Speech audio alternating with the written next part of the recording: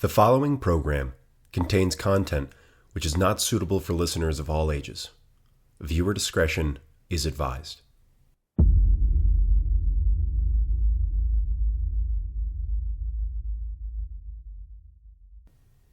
I want you to imagine a young man sitting with his family around a dinner table, clasping their hands and offering up a prayer to God.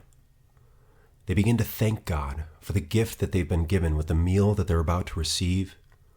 They're thankful for the fact that they have family, and they're also grateful for the blessing that they can be to the neighbors around them. And after that prayer, a wholesome moment ensues. The husband and his wife look at each other and exchange thoughts about the day. The children begin laughing and joking with each other, and it's a wholesome family moment. And then, boom, boom, boom, 3 loud thuds at the door. The children stop laughing.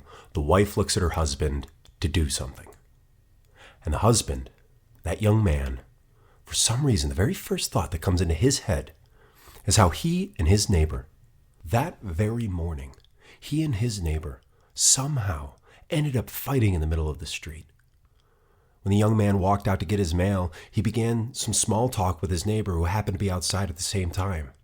And while it's all a blur, one thing led to another, and somehow, in some way, they're having a theological dispute. And in no uncertain terms, not physically fighting, but verbally looking at one another in the eye, they mutually told one another to go to hell. And they meant it. They really wanted their God to strike down at that very moment their neighbor, and to send him for eternity into torment, eternal conscious pain. So when that young man heard the 3 thuds at the door, he wondered about his neighbor. And so, slowly getting up from the table and making his way to the door, he opened it to find on his front porch a man completely covered in blood. So much blood. It couldn't all be his. The young man looked down at him, and his neighbor mumbled over and over, "My family, my family, my family." And then he said, "My sons, they killed my sons. They took my daughter. They raped my wife." And so the young man, looking down at his neighbor, saw the brokenness. And I don't think any one of us, in that moment, remembering the theological dispute we may have had that morning, would feel anything but pity. And that's when his neighbor looked at him and said the words that no man in his pride ever wants to say. The neighbor looked at the young man and said, "Help."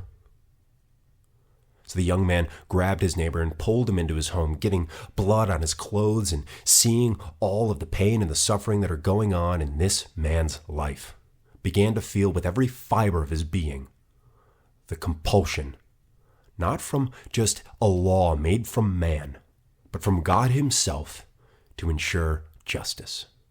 Because you see, in this world, there are no police. There is no big capital G government to come in and save the day.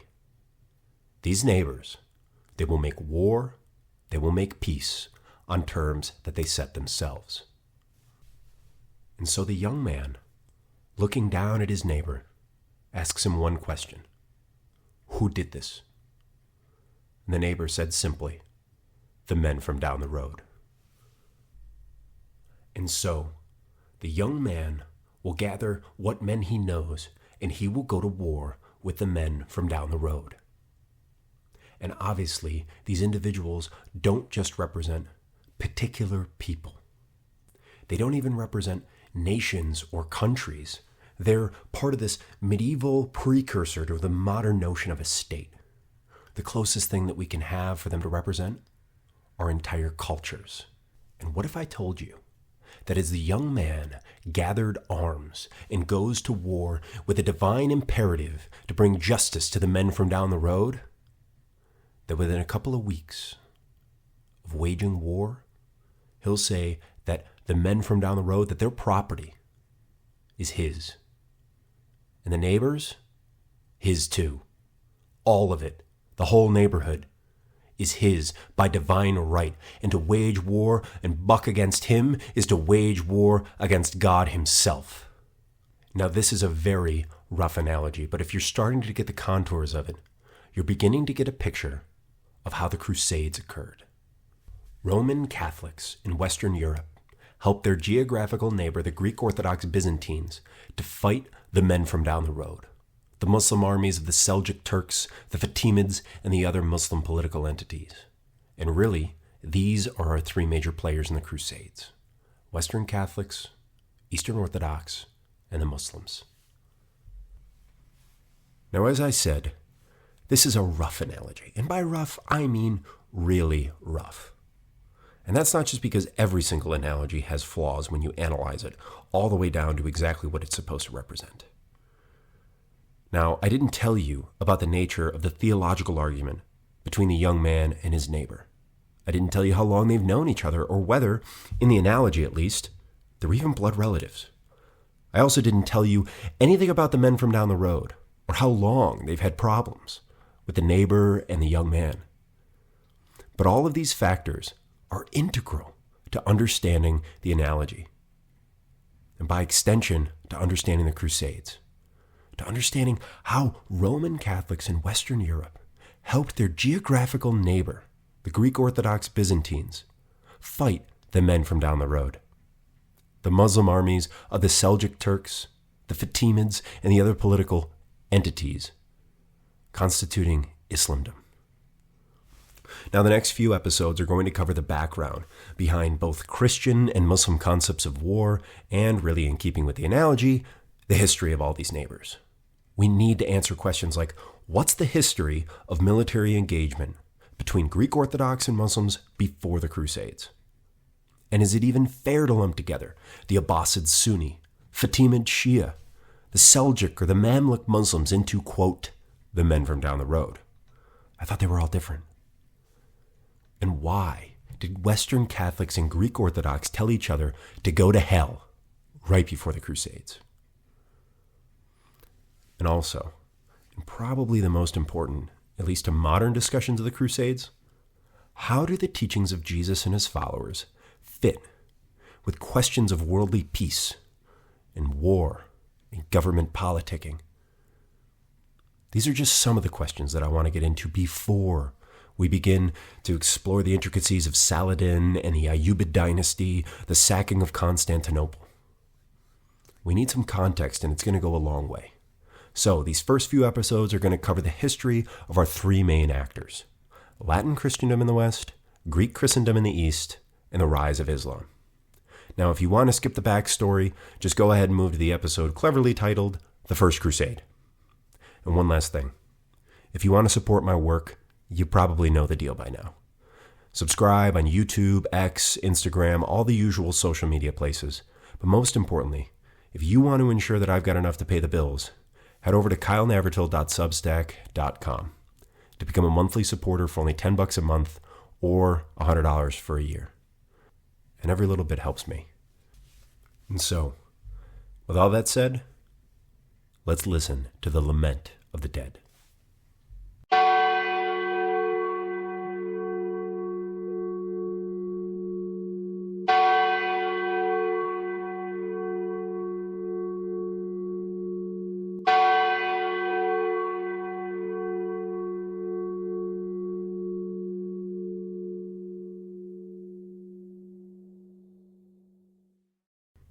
I often find that we forget the chaos of the world in which Jesus comes onto the historical scene.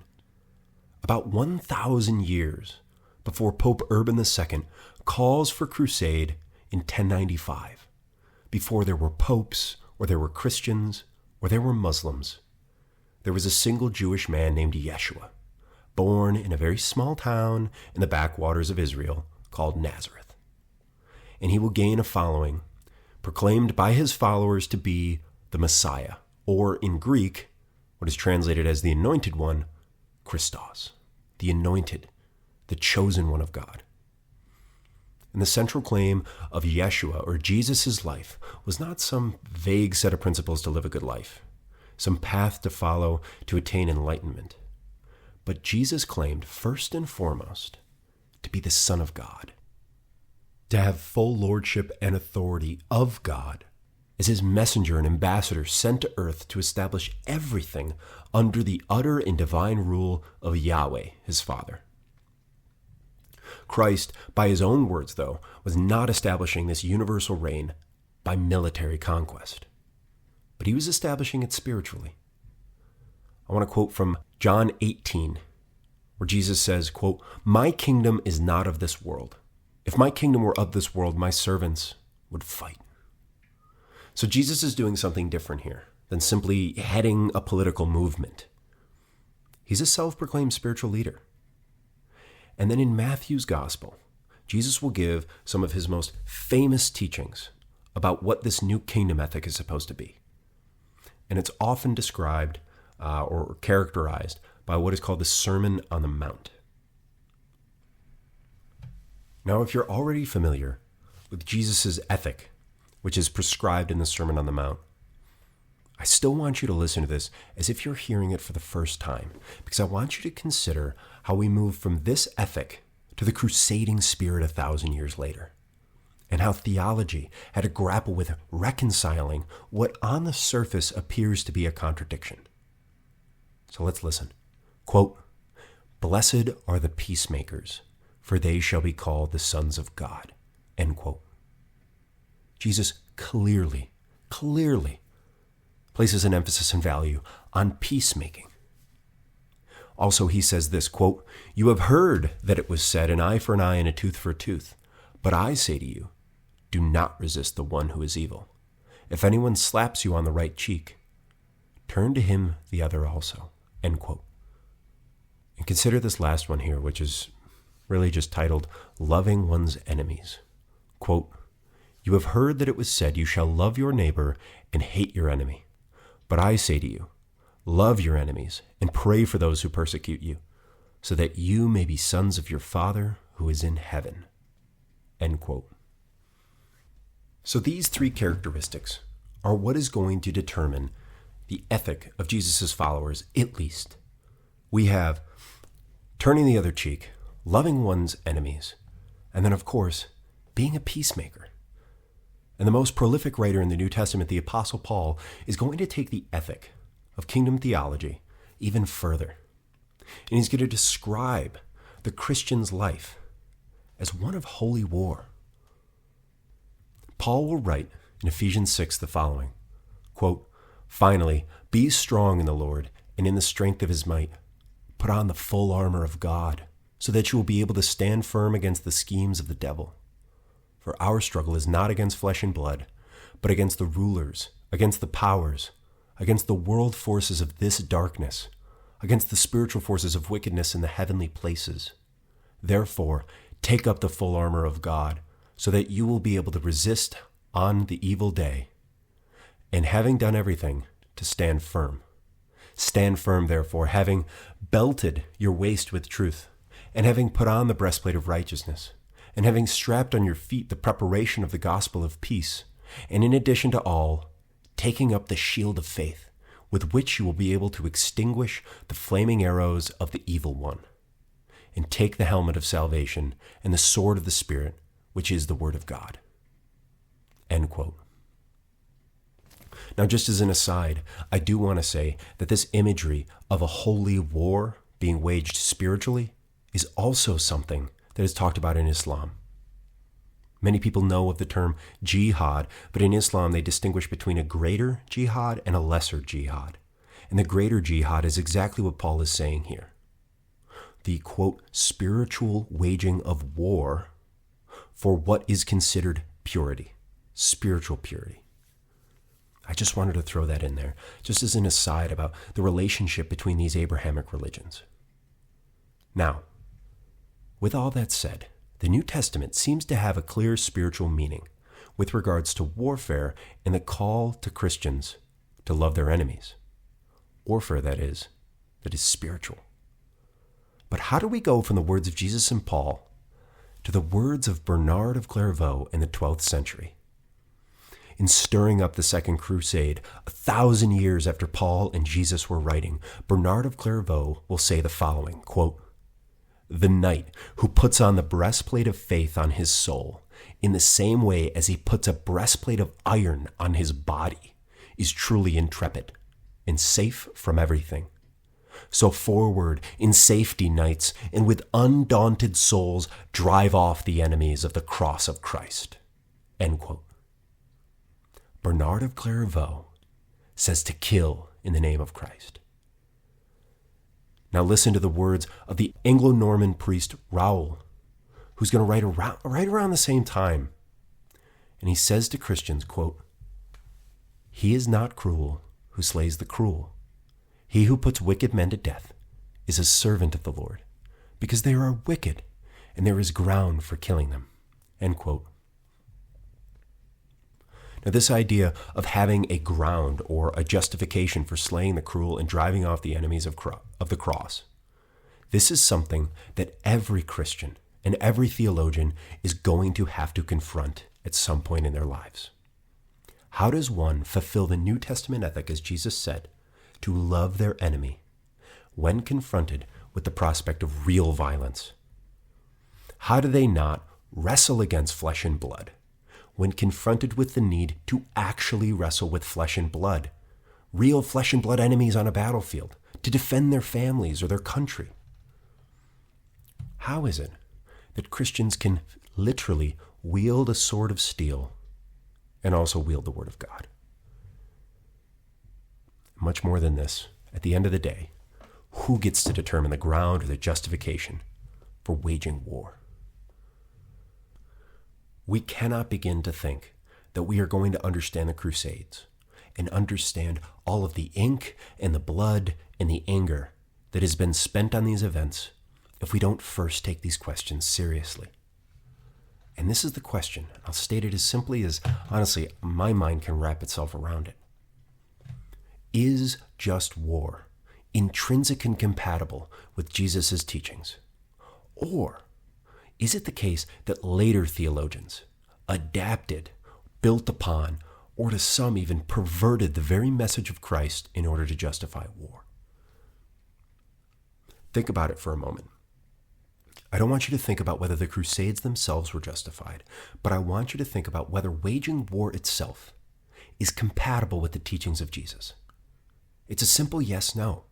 Can Christians wage war? Because the people of the Crusades, they knew these verses too. So before we write them off as uneducated, illiterate, religious zealots living in the Dark Ages, let's actually consider some history here. The theory of war in the West can be traced as far back in classical literature as the Homeric epics, like the Iliad and the Odyssey. Or, even if you want to speak more broadly, we can speak about theomachy, that is, the war of the gods in the ancient Near East. But for our purposes, I want to go to Aristotle.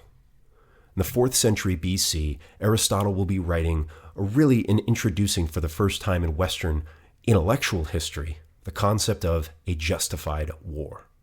He will describe war not as a good in and of itself, as having a telos or a reason, rather than being something which has its value as something eo ipso or by itself. Now he's going to say this, quote, "War must be for the sake of peace," end quote. War is permissible according to Aristotle. And perhaps you can begin to see how this notion of war as a means of peace can be squared with Jesus' teaching that the peacemakers are blessed. And so, Aristotle believes that war can be justified. And he'll give a few reasons for it, two of which are going to be really important. The first is going to be for self-defense. That is, war is justifiable if someone is attacking me and I respond to defend myself. And another for Aristotle is going to be to correct injustices. And injustices really for Aristotle are going to be proportional. So if you steal something from me, it's just for me to take it back or to take something from you to ensure that justice is proportional. Now, Roman law will build upon Aristotle's doctrine of something being justified and is going to add what's called in Latin a causa belli. That is, a cause of war. So, when the Roman Empire eventually began to expand and wage many wars on its frontiers, they were declared with reference not just to the justification that Aristotle would have given, but also to the cause. That is, the cause if they were to ensure the Pax Romana, the Roman peace. And it's pretty important that we get this background here, because it's under the Pax Romana, the peace of Rome, that Jesus is going to live, and under which Christianity is going to begin. And so, after Christ's death, and, according to his followers, his resurrection, for the first 250 or so years of Christian history, war will be off the table for Christians. And that's not because they hadn't yet worked out a theory of just war. It's mainly because Christians were persecuted by the Roman government. Nobody in Roman government had to wrestle or reconcile the notions of Jesus' ethic with the Roman theory of just war. Romans themselves would just wage war, at least according to their own legal statutes, justly, giving a causa belli, understanding it as self-defense or to correct an injustice. And then there's this shift that happens. And I'm going to quote Christopher Tyerman's text here, which is what I'll be using a lot throughout the series. It's called God's War. It's a big 1,000-page volume. Would definitely recommend it. And Tyerman's going to say this, quote, "Until the adoption of Christianity by the Roman state in 380, public war had been rejected by theologians such as Origen of Alexandria in the 3rd century, who insisted that Old Testament wars should be read as allegories of the spiritual battles in the New Covenant." End quote. Now, while I said Christians hadn't worked out a theory of just war, I didn't say they didn't have a theology of war. Mainly the theology which rejected all public wars. And it was only going to be after the adoption of Christianity into the upper echelons of Rome did the question of how to wage war justly as a Christian ever get addressed. Now, I want to take this discussion about just war, and I want to take it from these theoretical discussions and make it a lot more concrete. For the first 300 years of Christian history, Christians did not need a theory of just war because they didn't wage any. Christians suffered immense persecutions under the Roman government. They were burned alive in the court of Nero. They were boiled in vats of oil. They were ripped apart by lions in the Colosseum. And perhaps even a little bit more evil than all of that, by determining who would and would not swear ultimate allegiance to the emperor. Do you, Christian, or do you not, offer a pinch of incense? Is Caesar Lord or is Christ Lord? And methodically, Christians were publicly executed for their failure to proclaim Caesar as Lord over Christ. But all of this would change in 312. Up until this point, in 312, there had been about a century of civil war that happened in Rome. And everything would change when this guy Diocletian would assume the throne in 284. Diocletian founded what is called the Tetrarchy, and I don't want to get into the details of it, but essentially he's going to divide Rome in the Mediterranean into two. You've got an eastern half and a western half. Rather than having one emperor over both the east and the west, there were two emperors. He called them really Augustuses, and then they had Caesares, which were underneath them. So there was a clear line of succession for who was the top dog in the east and top dog in the west, and then who would kind of be number two, and then, of course, take the place. But like all grand plans for political mastery in Rome, this one disintegrated too. After Diocletian's death, Rome would once again descend into civil war, and here's where we come to 312. There are two rival claimants to the throne in the west. We have Maxentius and Constantine. And diplomacy originally tried to mediate between these two, but it turned to outright war. And Constantine marched into Italy to wage war against Maxentius with 40,000 men in the year 312. This was Constantine's moment of literally crossing the Rubicon. He would sweep through northern Italy. He would kill Maxentius' most skilled general in a decisive victory. Constantine would force Maxentius to have a pitched battle at the gates of Rome. This is usually where I enjoy taking the conversation, which is usually saturated with these dry academic statements about military tactics or dates, and I like to make history a lot more personal. What would the feeling have been like the night before you were going to have to lead a battle with 40,000 men depending on you and the fate of Rome in your hands. And while most historians just get to conjecture about the feelings of individuals the night before they have these massive battles in Western history, for this one, we kind of know what happened. In 312, the night before Constantine was to wage war with Maxentius at what became known as the Battle of the Milvian Bridge, Constantine would have a vision. In hoc signo vinces, in this sign, conquer. And according to Christian history, with historians like Lactantius and Eusebius, Constantine had a vision which commanded him to paint the sign of the Chi Rho, which is a kind of X and a P overlaid on one another, which are the two Greek letters at the beginning of the word Christos, anointed one. So it's an X and a P, and it's called the Chi Rho. And he was commanded to paint it on the shields of his soldiers, and in this sign, conquer. This is 800 years before the Crusaders would be encouraged to, quote, take up the cross, before Bernard would encourage them to put on the breastplate of steel to drive off the enemies of the cross. And it's here, it's in this moment, that the Christian concept of war and its intimacy with what is called church and state would finally begin. And this event has even deeper significance because while Constantine had a vision of the Christian God telling him to conquer in the sign of Christ, Maxentius was given a favorable omen from the pagan gods too. Maxentius, in the days leading up to the event, he would consult what are called the Sibylline books.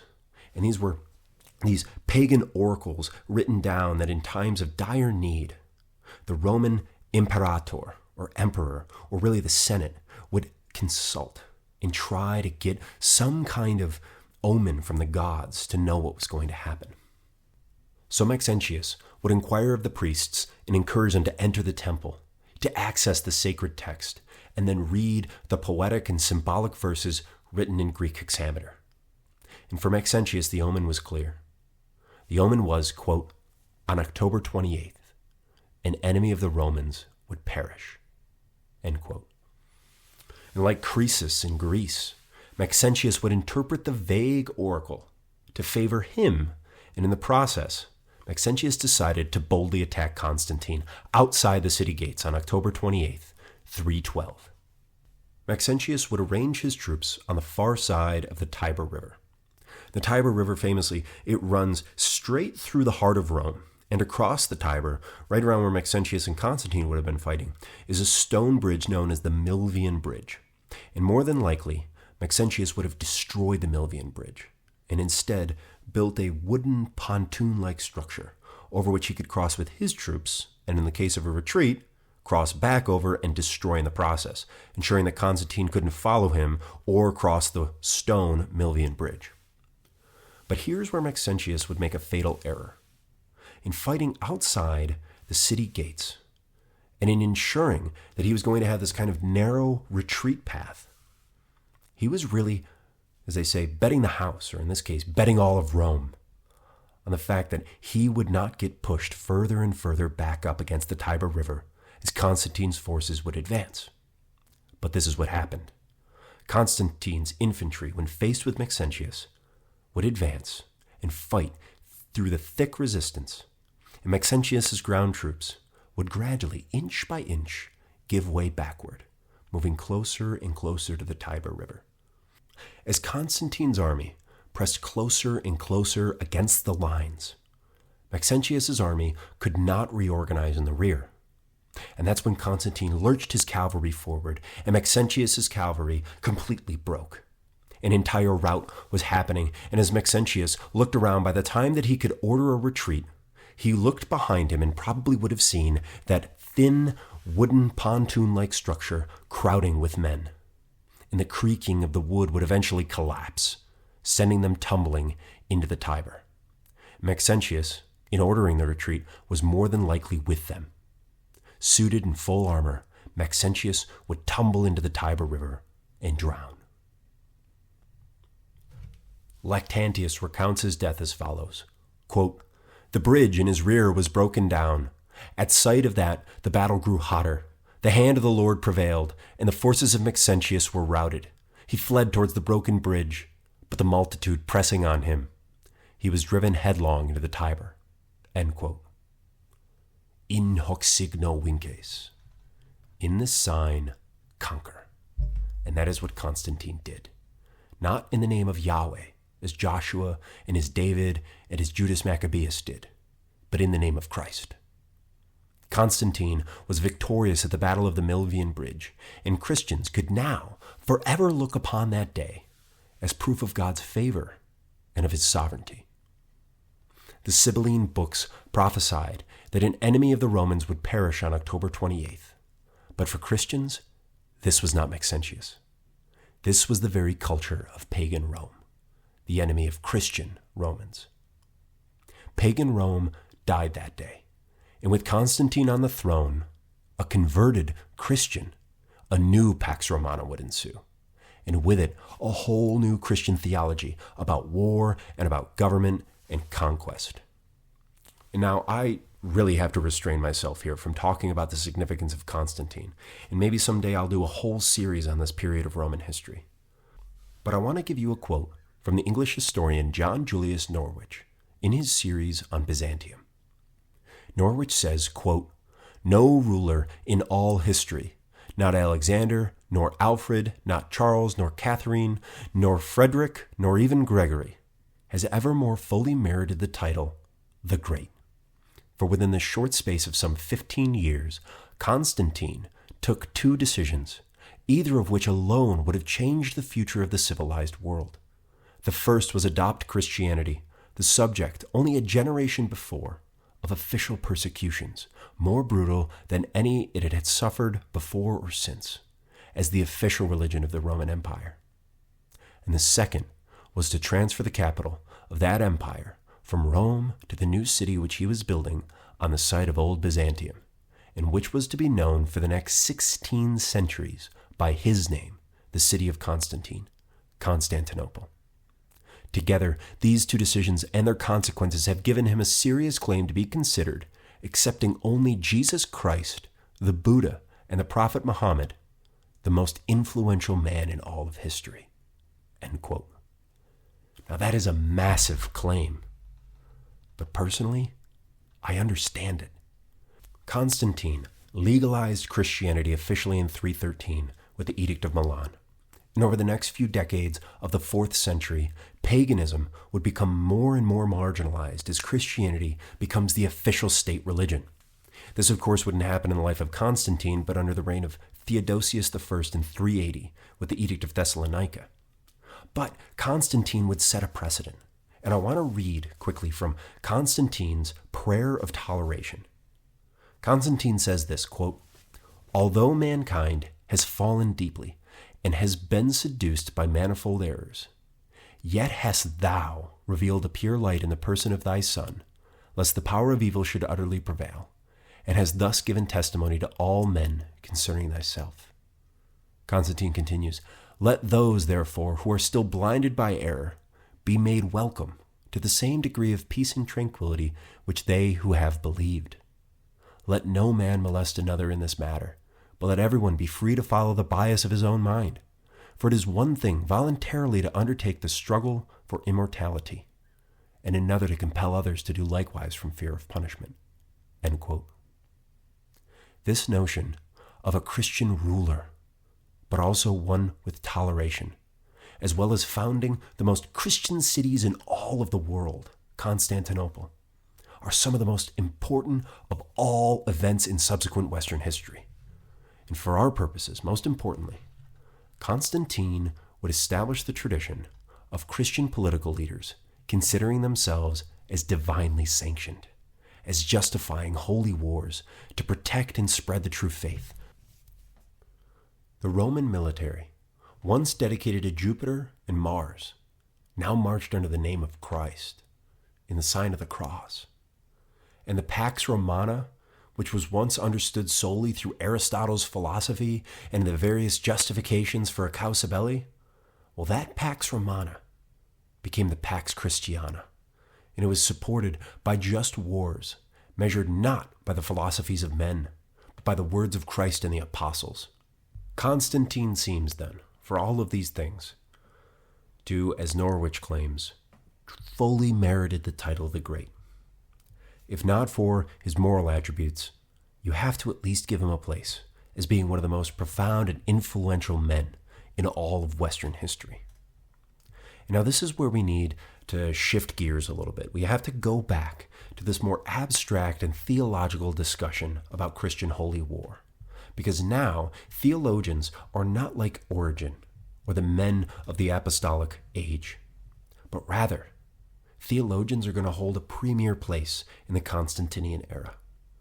They're going to be as integral to the functioning of the Roman government as Roman governors themselves. Constantine, as well as the emperors that follow him, are going to seek for a theological unity to hold all of Rome together. And that's why Constantine will be the individual who holds the first ecumenical council in 325 at Nicaea, where the premier question of the day was, is Christ God and man? The council will affirm the deity of Christ. And that is what really all considered Orthodox Christians, not Orthodox like Greek Orthodox, but Orthodox insofar as not deviating from the Nicene Creed. That is what all Christians would affirm to this day.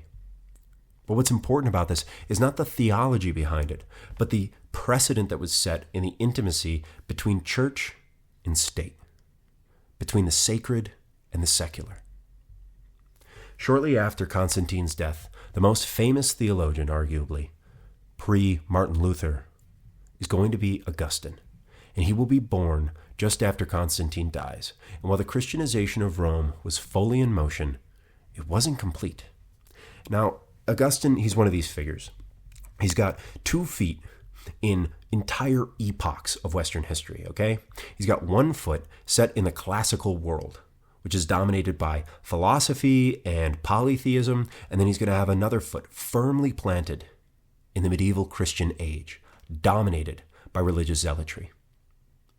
Now, Augustine is one of, if not the most important figure next to Aristotle and Cicero for the articulation, for our purposes, of just war. Tyerman is going to summarize Augustine's position as follows, quote, with Aristotle, Augustine agreed that the right end of war was peace. And with Cicero, Augustine will argue that it is the injustice of the opposing side that lays upon the wise man the duty of waging war.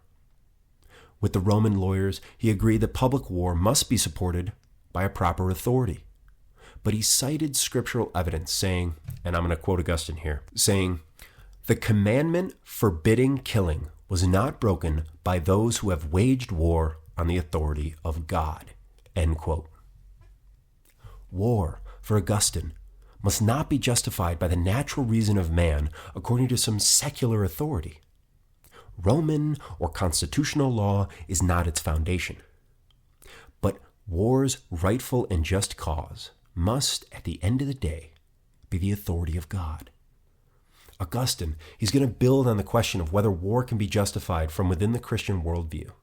And his view is that it can be justified from within the Christian worldview, so long as the war is just and sanctioned, not according to the principles of man, but according to God. But Augustine didn't just stop here. He didn't stop with saying how a Christian could justify war, but he also described how war can be conducted justly. A few requirements when waging war are as follows. 1. Civilians should not be targeted intentionally, though collateral damage was sometimes unavoidable. 2. Mercy should be shown to the defeated once justice is restored. And 3. Excessive cruelty and unnecessary destruction should be avoided. Now, I think most people can agree to this. War is a terrible thing, and if it's going to be waged, not only should there be a just cause, but it should also be waged justly. But I want to consider our understanding again about Jesus' words regarding blessed are the peacemakers and turning the other cheek and loving one's enemies. Now that we have Augustine's understanding of just war, I want to ask you, can you conceive of someone waging war to pursue peace? I certainly can. Can you conceive of someone killing another human being, but doing so grievously? wanting that person to stop fighting and to end the war. I can also think about that as well. Because you see, by the 4th century, it's really not a question in Christian theology about whether Christians can fight wars. It's a question of which wars they should fight. And that is a much more tricky question. By the time that Augustine will die in the early 400s, Christian theology rightly harmonizes itself with the teachings of Jesus and Paul. And Augustine, rather than emphasizing one piece of scripture over and above and to the detriment of all the others, he ensures that the whole counsel of God is understood. Now, just as an aside, this whole counsel of God is a New Testament idea. It's this idea that as Christians, one should know not just the bits and pieces of the Christian life and the pieces of Scripture which apply directly to the day-to-day, but that as a Christian teacher and as someone who is to engage day in, day out with Christian practice, they should know how all of Scripture harmonizes with itself, both the New Testament as well as the Old Testament. Now, earlier, I only quoted to you a section of Paul's writing on his letter to the Ephesians. I also only quoted to you a section of the New Testament Gospels. But I want to read to you now from Paul's epistle to the Romans, where he's going to clarify some things about government authority and about the use of the sword. Romans 13 says this, quote, "Let every person be subject to the governing authorities, for there is no authority except from God, and those that exist have been instituted by God. Therefore, whoever resists the authorities resists what God has appointed, and those who resist will incur judgment. For rulers are not a terror to good conduct, but to bad. Would you have no fear of the one who is in authority? Then do what is good, and you will receive his approval. For he is God's servant for your good. But if you do wrong, be afraid, for he does not bear the sword in vain, for he is the servant of God, an avenger who carries out God's wrath on the wrongdoer." End quote. Under Constantine, and in the new Christian Rome, we have a government understood as God's servant, not bearing the sword in vain, but, quote, carrying out God's wrath on the wrongdoer. Surely, Paul, in writing this, didn't think he was contradicting the Beatitudes. Paul was a lot smarter than that. Or now, even this, consider John the Baptist's command to Roman soldiers in Luke 3. John says to them this, after repenting of their sins and desiring to follow John, quote, "The soldiers also asked him, 'And what shall we do?' And John said to them, 'Do not extort money from anyone by threats or by false accusation, and be content with your wages.'" End quote. John the Baptist was telling them not that they needed to give up being soldiers, but that they needed to take it upon themselves to be just soldiers, conducting themselves with righteousness, not according to Roman law, but according to God. Tyerman, he kind of summarizes his whole discussion at this point. He says, quote, "A just war requires a just cause. Its aim must be defensive or for the recovery of rightful possession. Legitimate authority must sanction it. Those who fight must be motivated by right intent. And thus war, by nature sinful, could become a vehicle for the promotion of righteousness. War that is violent could, as some later medieval apologists maintained, war could act as a form of charitable love to help victims of injustice. Augustine had moved the justification of violence from law books to liturgies, from the secular to the religious." End quote. Love your enemies and blessed are the peacemakers take on a whole new meaning when understood with war as a means to peace and with war as an expression of love. So that settles it, right? Christians can wage just war. But not so fast. Tyerman continues, quote, "Augustine's lack of definition in merging holy and just war extended in a number of later pseudo-Augustinian texts and commentaries, and it produced a convenient conceptual plasticity that characterized subsequent Christian attitudes to war." And this is where Tyerman is going to hit the nail on the head. He will say, quote, "The language of bellum justum, just war, often described what came a lot closer to bellum sacrum, sacred war. The fusion of ideas might conveniently be called religious war, waged for and by the church, sharing features of holy and just war, allowing war to become as valid an expression of Christian vocation, second only to monasticism itself." End quote. War, by the 5th century, had not merely been justified in the eyes of Christianity, but war was ever increasingly becoming more sacred. Paul had claimed that governments, these secular authorities, were in terror to evildoers. And while the church, in its own affairs, was able to exercise excommunication and punish its members for heresy or sin, while the state, in its matters, could exercise terror to its evil citizens. But this is where Augustine, in his understandable concept of just war, begins to blur the lines. We have to ask the question, and it's not, how could Bernard of Clairvaux encourage knights to kill in the name of the cross? Because we can see in Constantine and Augustine's just war that this is possible. But this is the question. How could war be seen as something more than an act of secular authority, but as something sacred, or something akin to a sacrament itself? How could war go from what was instituted only by the secular arm of government into a very extension of church policy? By the 400s, massive transformations were underway in Christian Rome. Diocletian, about 100 years earlier, had divided the empire into the east and the west. And this was not a legal division. It was more like a colloquial or general understanding for political reasons. But we saw as Constantine assumed the west and eventually took control of the whole Roman Empire and then bequeathed it unto his successors. It was later, in 395, when Theodosius, on his death, legally split Rome into the east and in the west. Constantine had moved from Rome to Old Byzantium and set up the city Constantinople, clearly named after himself. And this served as the capital in the east. But in the west, after Theodosius, political power had kind of moved from Rome. It first went to Milan, and then it went all the way up in northern Italy to Ravenna. The city of Rome, it definitely played a vital role in the 400s. I'm not denying that at all.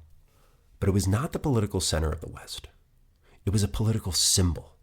Rome was the heart, but not the head of the Roman Empire. It still had an immensely significant value to the Roman Empire as its heart, and it held massive religious significance. The Bishop of Rome was the successor to Peter and, quote, held the keys to the church. And the Bishop of Rome is known today as the Pope. But the head cannot live without the heart. And the eternal city, the city of 7 hills, which had ruled the known world for 800 years, was sacked twice in less than 50. Now let that sink in for a second. The invincible, all-powerful Rome, a city that had laid waste to Carthage and defeated the notorious Hannibal, the city that had smashed the Gauls under Julius Caesar, and that had broke the back of classical Greek civilization.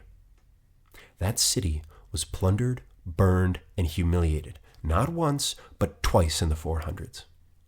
All the while, the Roman Empire was still the dominant power in the Mediterranean. This was the beginning of a slow-motion train wreck that we call the collapse and transformation of the Roman Empire. And for our purposes, I want to begin it with a Christian heretic named Alaric, a Visigothic king. During the 400s, or around that time, during the time when Augustine was ironing out his theory of just war, and during a time when the Roman Empire had officially adopted Christianity as the state religion, they had what we can call today a bit of an immigration crisis. Hordes of Germanic tribal peoples who had always either warred with or served beside Roman legionaries were now pouring in through the borders of the north into the Western Roman Empire. And the causes are kind of multifactored, right? They're pretty complicated. There's some possibility of famine, there's some wars with the Huns, and a bunch of other factors. But at the end of the day, these Germanic tribes, they're not these caricatures of uncivilized brutes. They're wannabe Romans. And fascinatingly, they were Christian too. They were just a kind of Christian, which was condemned at the Council of Nicaea. They were Arians. They denied the deity of Christ. And Alaric, the guy that I want to talk about, Alaric the Visigoth, he was a Roman-trained warrior. He was a veteran of the empire's wars. And his people, the Visigoths, they were a Germanic tribe that had been living inside the Roman Empire as what were called foederati, or allies. The Visigoths had been allowed to settle in the Roman lands after fleeing the Huns, but the government starved, extorted, and then used them as these kind of disposable cannon fodder in the empire's disputes. So as Alaric kind of grew up as a young man watching Rome use his people for war and then completely abandon them, when he became king of the Visigoths in 395, he had one goal, and it wasn't to defeat Rome. It was to settle his people and live as equal to them. At first, Alaric thought he could do this by allying with the Romans. So he would march with Emperor Theodosius I in 394 to help put down a rebellion. And he hoped that he would be rewarded. But nothing came of it. So Alaric turned against Rome. He gathered his Visigothic warriors and marched on the empire that he had just allied with. And for the next 15 years, Alaric would have this brutal cat and mouse game with Rome. He's kind of this late Roman Empire Hannibal, bouncing around Italy, sacking cities, and goading the Romans into giving him what he wanted. He'd plunder Corinth, Argos, Sparta, and eventually he'd be bribed into leaving by the Eastern Romans. But things ultimately came to a head when, after failed attempts at negotiations and some other pitched battles, Alaric starved and besieged Rome in 408. And he'd be paid off again, only to return 2 years later in 410 and command his men not to hold back, but to storm the city. And he would have one caveat to his men: spare the churches.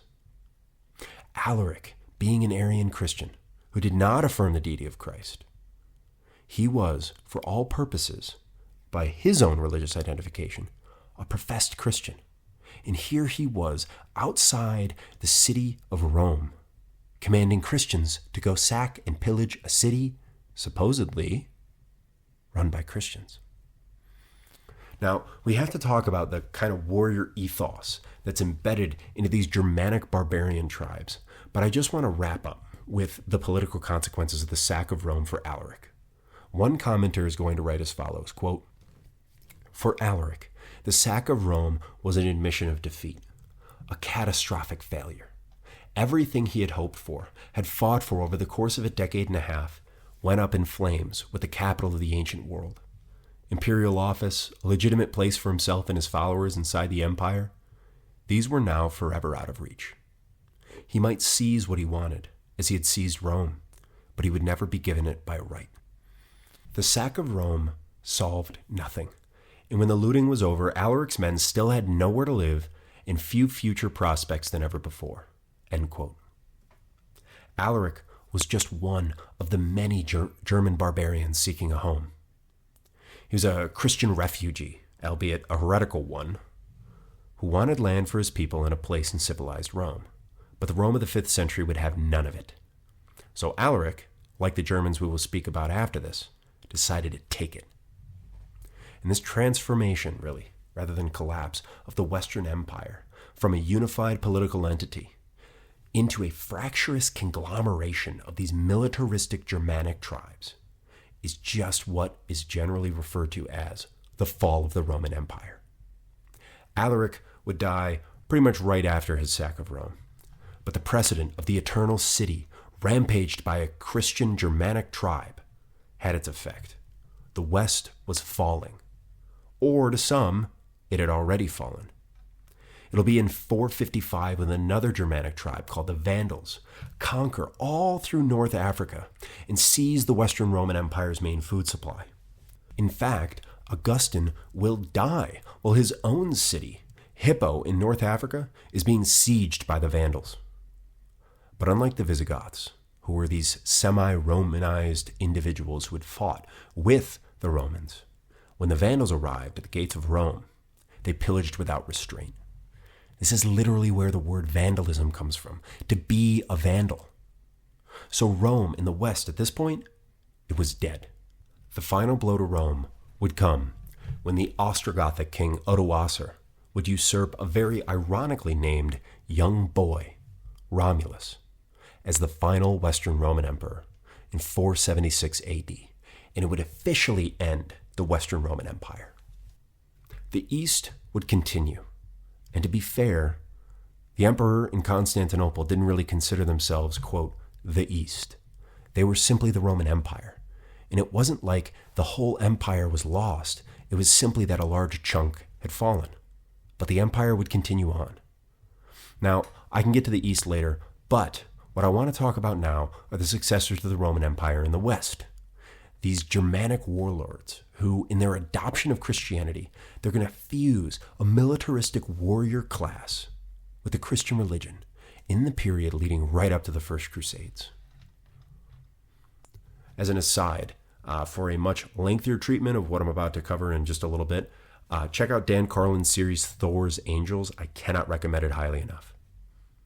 Now, to get back to this, during this time period, rather than a fusion of classical Rome and the Christian ethos, as happened during Constantine and Augustine, we have the fusion of the Christian ethos with Germanic culture. With the West no longer institutionally Roman, Germanic tribal kings, and these kingdoms are going to slowly take over the remnants of the empire, and conversions to Christianity are going to occur en masse. Tyerman writes, quote, extremely and personally violent converted heroes, such as Clovis the Frank in Gaul, circa 500, or Oswald, king of Northumbria, circa 635, emerge from flattering accounts of Christian apologists as warriors for the faith, even when their political, tribal, or national priorities are recognized. And thus, the concept of the Christian warrior was forged in the reality of political life as the church relied for patronage and protection on such violent warlords. End quote. A good analogy to kind of understand this time period in the West is supposing the federal government of the U.S. were to just dissolve. Rather than there being this one overarching political entity, each individual state would have to stand on its own.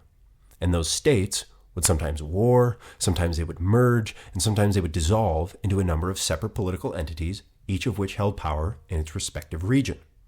And the defining features, though, of a collapse of something like a large central government would not be who can do the best politicking, but at the end of the day, it would be who has the greater capacity for physical force and violence. In Christians, well, suppose we were all in the midst of this, we would have to find a way to fit in. Some of us might even become the leaders of these states, and in Tyerman's terms, the warlords of them. And when negotiations between different Christian leaders came to an impasse, there may even be Christians fighting Christians. This time period that we're talking about, after the collapse of the Western Roman Empire, this time was marked by massive Christian missions.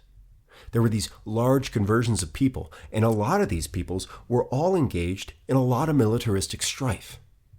Tyerman continues, quote, Bede writes of Oswald, king of Northumbria, that he was a man beloved of God, and prayed for divine aid in battle against the British king Cadwalla, quote, for he knows that we are fighting in a just cause for the preservation of our whole race. It might be noted that Cadwalla was a Christian too, and Oswald's bloody career, which ended in death, mutilation, and dismemberment at the hands of pagan enemies, earned him the sanctity of a martyr's crown. So intimate was the symbiosis of religion and society that bishops in Northern Europe, themselves usually chosen from aristocratic families, began to appear as great noblemen, blue bloods, as they would say, complete with military retinues. The process of conversion itself was accompanied by violence, even among the Anglo-Saxons, where there was comparatively little physical hostility to the missionaries. And I just want to say this next part is really, really fascinating. Quote, at least one pagan priest, a South Saxon, was killed by a Christian missionary as a sign of God's judgment. Tyerman concludes, holy men were now themselves party to holy violence. End quote. Think about how much has changed from the relative tolerance of Constantine. And now it is not merely the state that bears the sword in vain, but missionaries. And as a reminder, Constantine, just a few hundred years prior, had said this, quote, "Let no man molest another in matters of faith, but let everyone be free to follow the bias of his own mind. For it is one thing to voluntarily undertake the struggle for immortality, but quite another to compel others to do likewise from fear of punishment." End quote. In the early Middle Ages, fear of punishment was the rule, not the exception. Consider how much things have changed, but not merely politically, but also theologically. Reading from Charlemagne, quote, "In mediating between the Christian message and Germanic values, the vocabulary of Christianity itself adopted appropriate images accessible to warrior elites.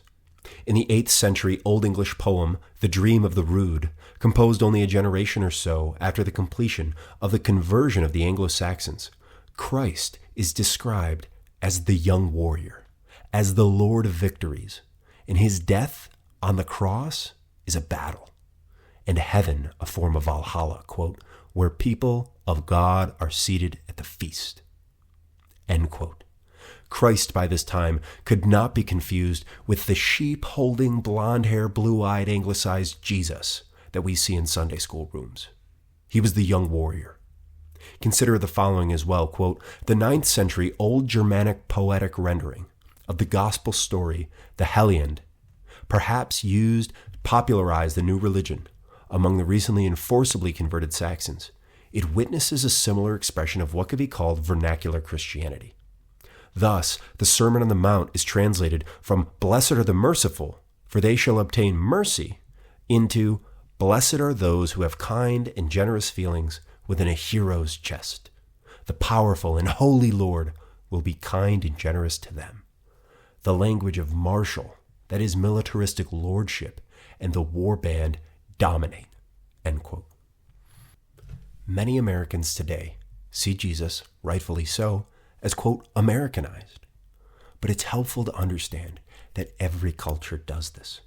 How is Jesus turned into an African for Africans, an Arab for Arabs, or in this case, a German for the Germans of the early Middle Ages? Just look at the following transformations of the New Testament into Northwestern European culture. Quote, "Christ is the liege lord of mankind, the monodrotin, a generous meat giver, and his disciples are earls in high-horned ships or royal thangs. Judas is damned for changing lords and breaking his bond of loyalty to his master. And Thomas argues that Christ's followers should suffer with him, for that is a thing's choice, to die with his liege at his doom. And Peter, and I'll just be honest, I love this one. Peter is, quote, the mighty noble swordsman who begs to fight to the death in Gethsemane." End quote. I used to joke with my friends about this scene, and that despite all of Peter's misunderstandings, at least he could be admired for his commitment to his Lord. At the time, I just didn't realize that this was not an American ethic, but an early medieval Germanic one. Tyerman wraps up this section and says the following, quote, "The thrust of these images is metaphorical, but the extended equation of Christian discipleship with the social relationships and functions of temporal warriors could blur the inherent distinctions between the two, and provided a mental picture in which actual physical violence for Christ needed little special pleading. The theme of lordship, loyalty, and vengeance reached a logical, if extraordinary, conclusion in one version of the 12th century poem about the First Crusade, where Christ is depicted on the cross prophesying that, quote, 'The people who are not yet born, who will come to avenge me with their steel lances, so they will come to kill the faithless pagans. They will all be my sons, I promise them that. In heavenly paradise shall their heritage be.'" End quote. By the time that we reach the Crusades, the notion of the Christian warrior was in full bloom. And yes, if you haven't figured it out, this, my friends, this Germanic warrior ethos is the foundation for the Western knight. We will absolutely get into this more as we go through the Crusades, but the warrior class of Germanic peoples who took over after the dissolution of the Western Roman Empire, as they became Christianized and slowly adopted a set of ethics and religious duties, They identified themselves not as secular authorities, but as ministers of the gospel by means of the sword. They became knights as we know them today, but that was a future development from where we are. We're still at the very origins of the Christian warrior, and the foremost type of the ideal Christian warrior is someone whose name that almost everybody knows. But I have found, at least for myself and those around me, almost nobody really knows why. I want you to think for a moment. What's the name of a king or some leader in the Middle Ages that's familiar? It's not Arthur, it's not Richard, but Charles. Charles the Great, known to history as Charlemagne. Charlemagne occupies this unique place in a very complex moment of Western history. And, in all honesty, he, like Constantine, deserves a series in and of himself. But for us, it's just important to locate him as the premier example of the Christian warrior, who will exert an unparalleled force on the eventual Crusades. Charlemagne was a Frank, and the Franks are just another German tribe, similar to the Ostrogoths and the Vandals and the Visigoths. They're all collectively Germanic.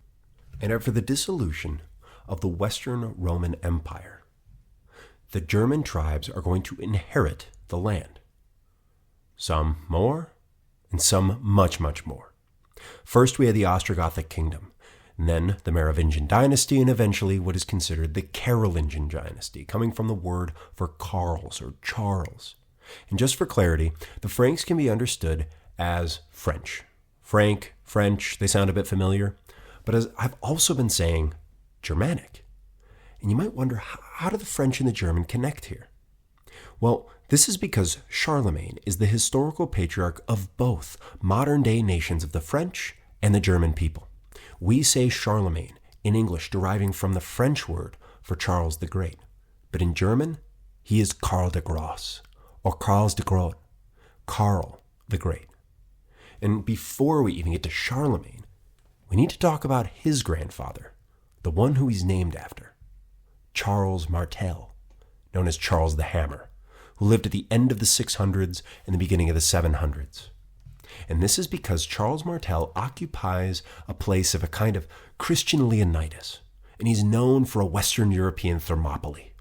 Rather than holding off the Persians at the hot gates with only 300 Spartans, though, just as King Leonidas did, Charles Martel instead would hold off a different kind of Middle Eastern empire, the Umayyad Muslims. Charles Martel will be one of the earliest Western European rulers to have outright military combat with the Muslims, and probably the most well-known of the early ones. I want to tell the story of the Battle of Tours, because we have to understand that the Crusades were not the first pitched battle between Western European Christians against Muslims. And a little bit of context goes a long way, especially if we want to understand how we go from Jesus and the Sermon on the Mount and the Beatitudes to Pope Urban II calling for crusade at the Council of Clermont. And now this time period that we're in, this early Middle Ages, the time of Charles Martel and Charlemagne, this is ground zero for the formation of the Christian warrior ethos. And with it comes the first major battle, at least decisive battle, between European Christians and Muslims. After the collapse of the Western Roman Empire, Germanic tribes, they set up shop in Rome and the surrounding area. The East, of course, we've said this, continues on, but the Franks slowly begin to dominate, first with Clovis in the 500s, onwards until Charles Martel, who becomes the kind of de facto ruler. He's not considered king. His son, Pepin, will be considered the first Frankish king in the Carolingian dynasty. But nonetheless, Charles Martel holds power in the early 700s. And around this same time, Islam will burst onto the historical stage under Muhammad. Beginning in the early 600s, while the Franks are setting up shop in Western Europe, Muslim armies will sweep from Arabia westward, cross Vandal-controlled northern Africa, up through modern-day Spain, and slowly but surely they will begin knocking on the southern borders of modern-day France, and entering Western France in the early 700s. The Umayyad Caliphate, at this point, will become the undisputed superpower of the Mediterranean world. They topple the Eastern Roman Empire's foothold in Syria and crush the Persians in Mesopotamia. I want to read you a quote from, and you got to forgive me if I'm butchering the name, Muawiyah the first, founder of the Umayyad dynasty. I want to read you his warning to the city of Basra in modern-day Iraq. And he writes this warning ensuring that they're going to submit to his rule alone. Quote, "You allow kinship to prevail and put religion second. You excuse and hide your transgressors and tear down the orders which Islam has sanctified for your protection. Take care not to creep about in the night. I will kill every man found in the streets after dark. Take care not to appeal to your kin. I will cut off the tongue of every man who raises that call. I rule with the omnipotence of God and maintain you with God's wealth. I demand obedience from you, and you can demand uprightness from me. I will not fail in three things. I will at all times be there for every man to speak to me. I will always pay your pensions punctually, and I will not send you into the war field for too long a time or too far away. Do not be carried away by your hatred and anger against me. It will go ill for you. I see many heads rolling. Now let each man see that his own head stays upon his shoulders." End quote. These are the Umayyads and what they demand from their cities that they take over. That is, in Arabia at least. And the Umayyads will roll through Christian North Africa, up through Christian Spain, and now will be entering Frankish territory. And the first major conflict in Western Europe after Christian rule collapses in Spain will be not the Battle of Tours, but about 10 years earlier in 721, when the ruler of Aquitaine, which is in Western Frankish territory, Western France today, when the ruler of Aquitaine, known as Odo the Great, will ambush an invading Muslim force at Toulouse. Herman of Carinthia writes of one of his translations of a history of Al-Andalus. He says, quote, "Odo managed a highly successful encircling envelopment, which took the attackers completely by surprise and resulted in the slaughter of Muslim forces." This marked the first major victory over Muslim forces in Western Europe. Up until this point, they had just been knocked through Spain all the way up until they reached Frankish territory. Now, Odo, he's an important player in this story. He is not part of the Carolingian dynasty, and he's definitely not related to Charles Martel or Charlemagne in any way. But he was a ruler in an adjacent territory. And during this time, Odo was caught in southern France between the enemy Umayyad Muslims to his south and the Franks to the north and east. He wasn't allies with Charles Martel. They were European rivals.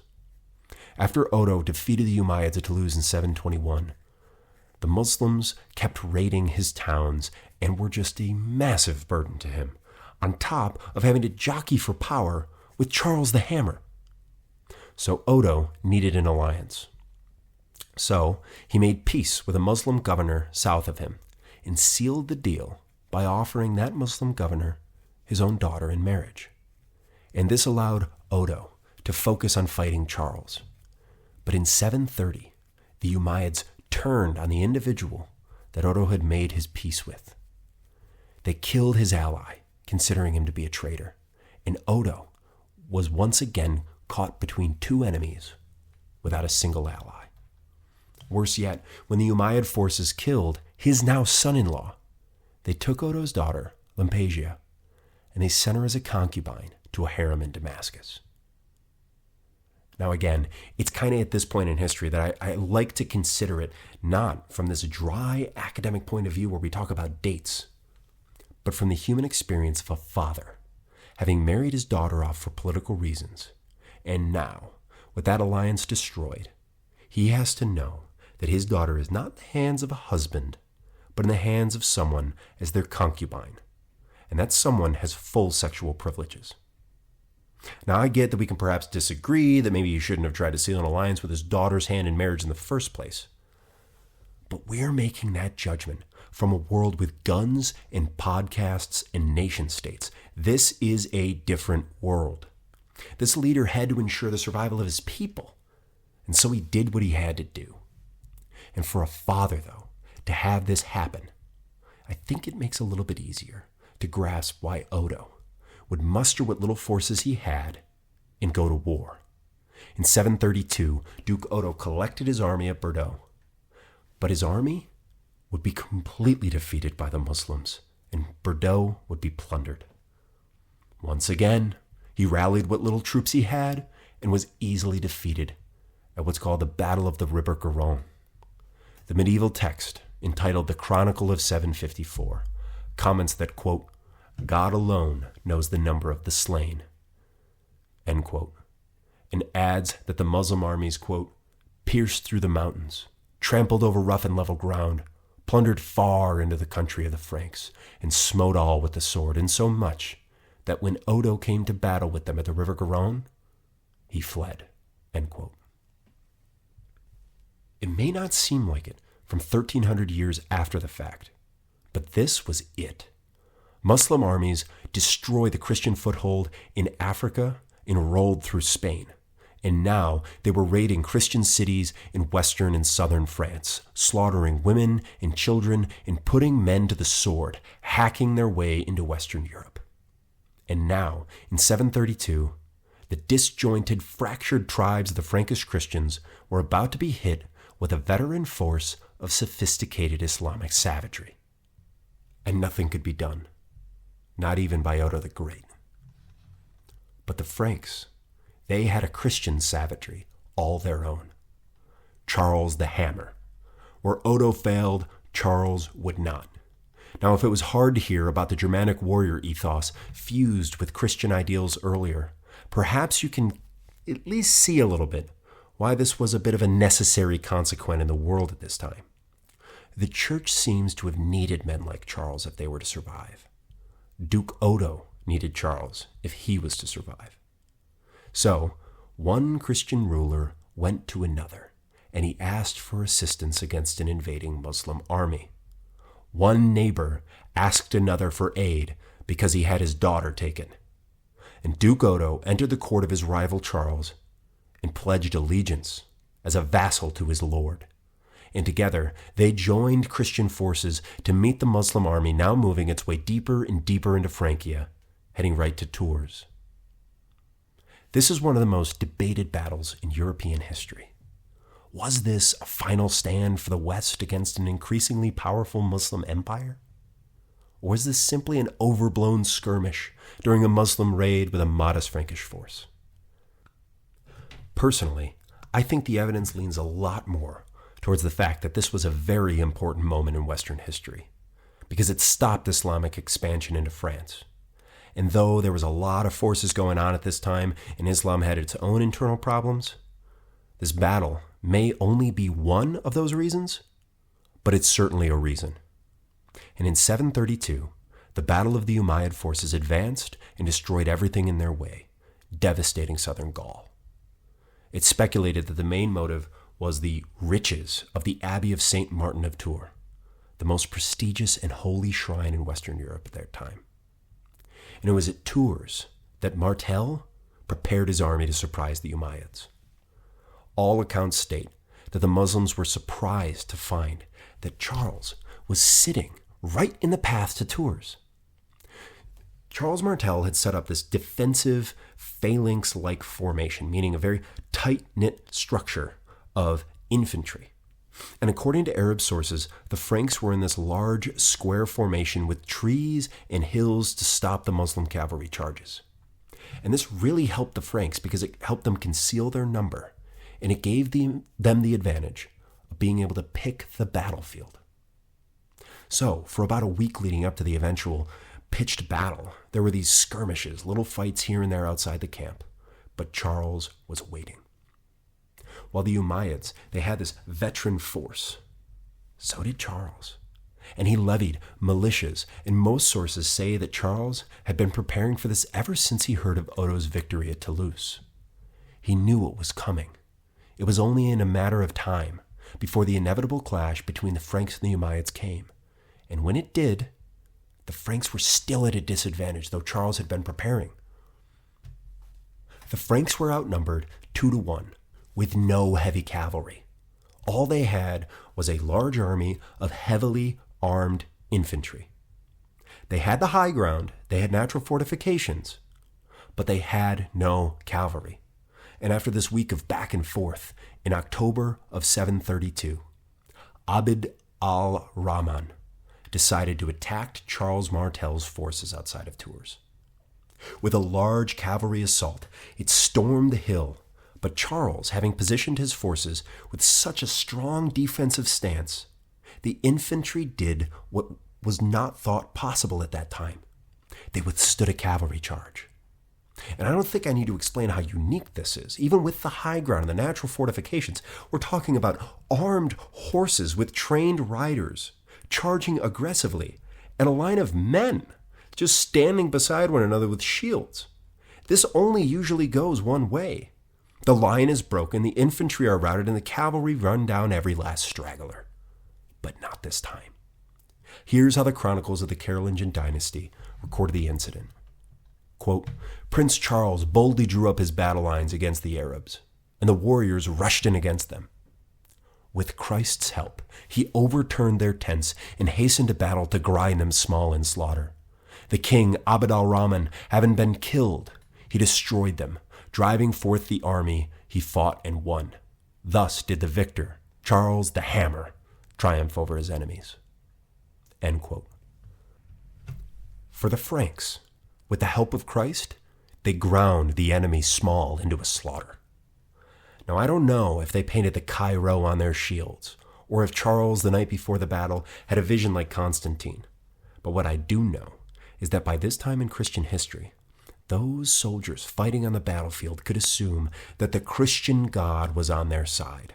They considered Christ their king, and they invoked his help on the battlefield as they cut down Muslims with the sword. Now, I also think that it's very fair to say that the men in the phalanx that day, they didn't have some clean and neat separation of church and state. They didn't have this conception that they were to just do their job and be done with it. No, I believe that they considered this every bit as sacrificial to their Lord Charles as to their Lord Christ. And while this was a literal battle of flesh and blood, this was also a battle of Muslims and Christians. And in the eyes of both, it was a battle of heretics and the faithful, and it has been remembered as such. The Chronicle of 754 keeps recounting the battle and says, quote, The northern peoples, that is the Franks, remained as immobile as a wall, holding together like a glacier in the cold regions. In the blink of an eye, they annihilated the Arabs with the sword. And the people of Francia, greater in number of soldiers and formidably armed, killed the king, Abd al-Rahman, when they found him, striking him on the chest. But suddenly, within the sight of the countless tents of the Arabs, the Franks despicably sheathed their swords, postponing the fight until the next day, since night had fallen during the battle. Rising from their own camp at dawn, the Europeans saw the tents and the canopies of the Arabs all arranged just as they had appeared the day before. Not knowing that they were empty and thinking that inside them there were Muslim forces ready for battle, they sent officers on reconnaissance and discovered that the Ishmaelite troops had left. They had indeed fled silently by the night in tight formation, returning to their own country. The battle sent Muslims back into the southern territories, back towards Spain, and at this point in history, there were not military incursions from the Muslims this deep into Europe ever again. Islamic Spain would remain until the Christian Reconquista expelled the last Muslim forces from Spain in 1492, but they would not be charging and pushing upwards into France ever again. Thus, Charles Martel, Charles the Hammer, the grandfather of Charlemagne, goes down as one of the most important figures in early Western European and Muslim military exchanges.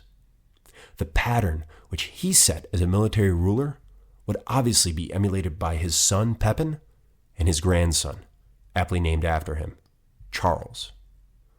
To quote Tyerman, Charlemagne portrayed himself and encouraged his propagandists to regard him as the defender of the church. In 791, Charlemagne asked the Pope to pray for his success against rebels and enemies so that they would be vanquished by, quote, the arms of faith. Before campaigns against the pagan Avars of Pannonia in the 790s, special fasts, processions, and masses were ordered to ensure victory in a profitable campaign. Christ himself being entreated to bring victory and vengeance, the common of latter's legal justification. In 793, Frankish bishops were instructed to institute litanies and fasts for the king and the army of the Franks. Charlemagne's protracted conquest of the pagan Saxons between the Rhine and the Elbe was placed in a Christian context. The pagan Saxons were hostile to our religion and felt no dishonor to violate and transgress the laws of God and man. The Franks were careful to attack Saxon religion and to impose Christianity by force as a civic duty on the conquered Germans." End quote. This is a further extension of what we introduced earlier as Augustine's theory of just war. How does the government run by Christians enforce the law when the law is itself defined by Scripture? And I hate to bring it up again, but to drive the point home, just consider the quote again from Constantine. "Let no man molest another in matters of faith, but let everyone be free to follow the bias of his own mind. For it is one thing voluntarily to undertake the struggle for immortality, but another to compel others to do likewise from fear of punishment." Charlemagne is known for instituting this forced conversion of pagan Saxons, and the line between his duty as a ruler and as a Christian is by this point fundamentally blurred. Now, Constantine certainly used force when he coerced the Donatists into conforming to Roman law. But Charlemagne is one of these first institutionally accepted Christian rulers who takes things a lot further and blurs the lines much more than Constantine did. And in addition to this role as a Christian ruler, the very ethos of a Christian warrior and the idea of being a good Christian were slowly merging more and more. And now it was not merely that it was compatible to be a courageous soldier and to be a good Christian, but that there was this kind of necessary relation occurring, where if you were a courageous soldier during the Middle Ages, then you were a good Christian. One's obedience to Christ was becoming intricately wrapped up in militaristic character. At least that's what seems to be happening for the Franks. And just to give you an idea of the militarism of their culture, I kind of want to compare it to some things we have in American culture. Like when a young man turns 16 and he gets his license and he gets his first opportunity to have some freedom with a car. But imagine that kind of fused with the Catholic rite of First Communion. A rite of passage for a young man in Carolingian culture, kind of religiously as well as culturally, was to be receiving a sword. And this was not merely some secular event, but it was almost religious in that it was a man's duty to God to fight for his Lord. And this is where we need to talk about knights, because the code that we now know of as chivalry and the militaristic orders that emerged beginning in the 11th century, they had this loose connection to the cultural values surrounding weaponry and the religious duty of men to fight in Germanic culture. How did we get to our main conception of a warrior in the Middle Ages to be someone who's heavily armored on the back of a horse? We have to move from what was Charles Martel's army, being mainly heavily armored infantry fighting off the Umayyad forces at a cavalry charge, to conceiving within a couple hundred years as the main European warrior being on horseback. And all of this happens under Charlemagne. See, before Charlemagne, even in Charles Martel's army, you might have some landed rich ride their horses to the battle, but then they would dismount and they would fight on foot. But this would change under Charlemagne. He needed an army to move quickly, and as his military ambitions grew, so did his need for mounted military units. The Carolingian era would introduce a piece of technology that would transform Western Europe. It introduced the stirrup. And this is that ring that's attached to a saddle which riders are able to lock their feet in, securing them to the horse, and ensuring in a battle they wouldn't as easily be knocked off of the horse.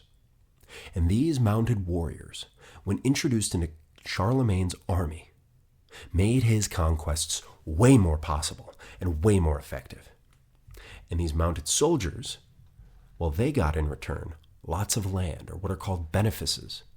Essentially, this is a gift in return for service, but also it's kind of a retainer for future work. And now hopefully the image is starting to come a little bit more clear. Mounted warriors having allotments of land with a duty to their leader.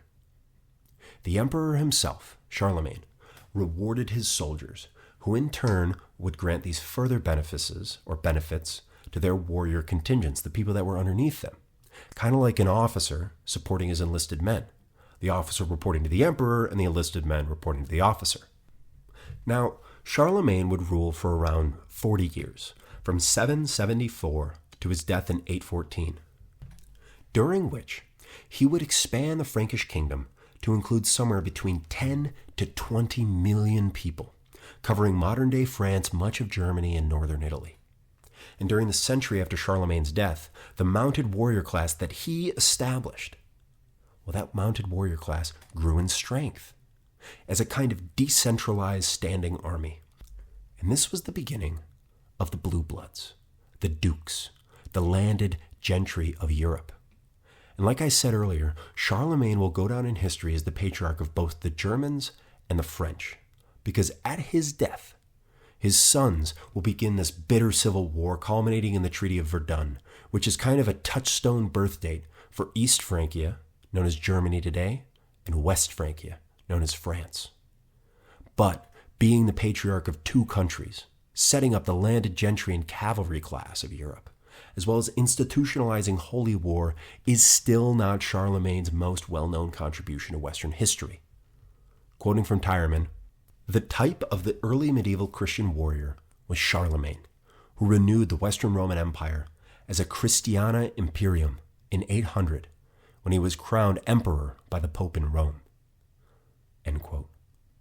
Charlemagne would attend Mass on Christmas Day in 800, and it was there in Rome, without his knowledge, that the Bishop of Rome, Pope Leo III, would coronate Charlemagne as the Imperator Romanorum, the Emperor of Rome. A new Rome, one in which the state itself is consecrated by God and his vicar. Now this is Charlemagne's true claim to the history books, because the Holy Roman Empire will last from his coronation on Christmas Day 800 to its dissolution under Napoleon Bonaparte in the early 1800s.